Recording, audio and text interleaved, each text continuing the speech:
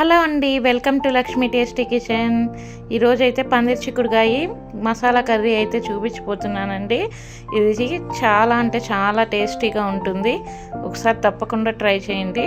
మరెందుకు ఆలస్యం, ప్రాసెస్ చూసేద్దాం రండి. స్టవ్ వెలిగించుకొని బాండిల్ పెట్టుకొని ఒక 2 స్పూన్స్ ధనియాలు వేసుకోవాలి. ఒక 1/2 స్పూను జీలకర్ర వేసుకొని 1/4 స్పూను మెంతులు చాలా తక్కువ వేసుకొని, లేదంటే చేదు వచ్చేస్తుంది. 3 లవంగాలు వేసుకొని, పట్ట 2 పీసులు వేసుకొని కొద్దిగా బాగా దోరగా వేయించుకోవాలి. ఇలా చూడండి, ఇలా వేయితే చాలు. ఇప్పుడు ప్లేట్లోకి తీసుకొని పక్కన పెట్టుకొని చల్లారి పెట్టుకుంటాం. ఒక మిక్సీ జార్ తీసుకొని అందులో 4 స్పూన్లు శనగగింజలు వేయించి పొట్టు తీసినవి, ధనియాలు అవి వేయించుకున్నాం కదండి, అవన్నీ చల్లారాక మిక్సీ జార్లో వేసుకోవాలి.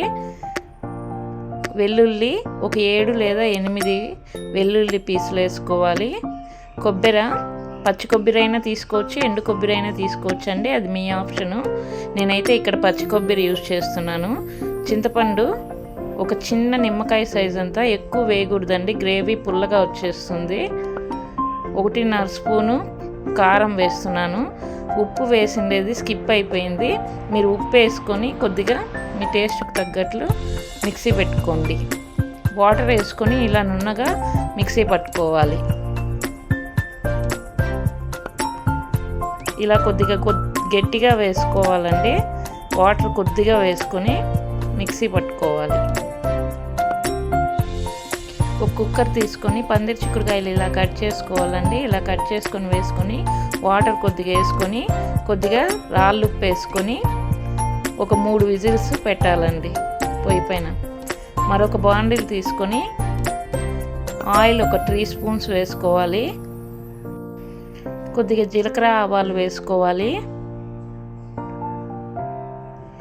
ఇంగువ వేసుకోవాలండి. ఇంగువ వేసుకుంటే బాగా మంచి రుచి వస్తుంది మన కర్రీకి.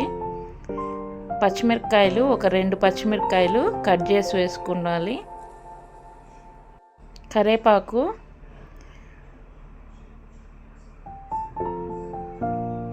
ఒకసారి బాగా ఫ్రై చేసుకున్నాము. ఆనియన్స్ అండి, ఒక 2 ఆనియన్స్ కట్ చేసి వేస్తున్నాను. బాగా వేయించుకోవాలి. ఇలా కొద్దిగా వేగిన తర్వాత టమోటా వేసుకోవాలి. టమోటా కూడా 2 టమోటాలు అయితే యూజ్ చేశానండి. 1/4 కేజీ పన్నీర్ చిక్కుడుకాయలు ఉంటాయి, అంటే 250 గ్రామ్స్ పన్నీర్ చిక్కుడుకాయలకి 2 ఆనియన్స్ 2 టమోటా వేసాను. బాయిల్ చేసుకున్న పన్నీర్ చిక్కుడుకాయలు అండి, అన్నీ ఇందులో వేసుకొని బాగా మిక్స్ చేసుకోవాలి. ఇలా బాగా కలుపుకున్న తర్వాత కొంచెము పసుపు వేసుకొని మళ్ళీ ఒకసారి బాగా కలుపుకోవాలి. ఇప్పుడు ఒక 2 మినిట్స్ పన్నీర్ చిక్కుడుకాయలు బాగా వేయించుకున్న తర్వాత మనం గ్రైండ్ చేసి పెట్టుకున్న మసాలా అంతా ఇందులో వేసుకోవాలి. కొద్దిగా వాటర్ వేసుకోవాలి. మీకు ఎంత కన్సిస్టెన్సీ కావాలో గ్రేవీ అంత కన్సిస్టెన్సీలో వాటర్ వేసుకోండి. నేనైతే ఇక్కడ కొద్దిగా వేసానండి, నాకు కొంచెం తిక్కుగా కావాలని. రుచికి తగ్గట్లు సాల్ట్ వేసుకోండి. నేను ఇక్కడ రాళ్ళు ఉప్పు వేస్తున్నాను. 1.5 స్పూన్ పడిందండి.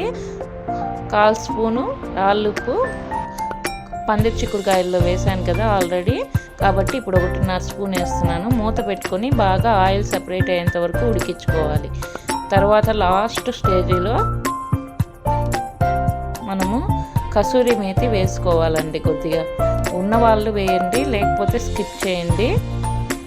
కానీ కసూరి మేతి వేయడం వల్ల కర్రీ అనేది చాలా రుచి వస్తుంది. ఉంటే తప్పకుండా వేయండి. అంతే అండి, ఎంతో సింపుల్గా రెడీ అయిపోయింది కదా పన్నీర్ చిక్కుడుకాయ కర్రీ. చాలా అంటే చాలా బాగుంటుందండి. చపాతీకి కానీ, అన్నంకి కానీ, బియ్యపిండి రొట్టెకి కానీ, రాగి రొట్టెకి కానీ చాలా బాగుంటుందండి. తప్పకుండా ట్రై చేయండి. మా ఛానల్ని ఎవరైనా ఫస్ట్ టైం చూస్తున్నట్లయితే ప్లీజ్ సబ్స్క్రైబ్ అండి. Please like, share and subscribe my channel.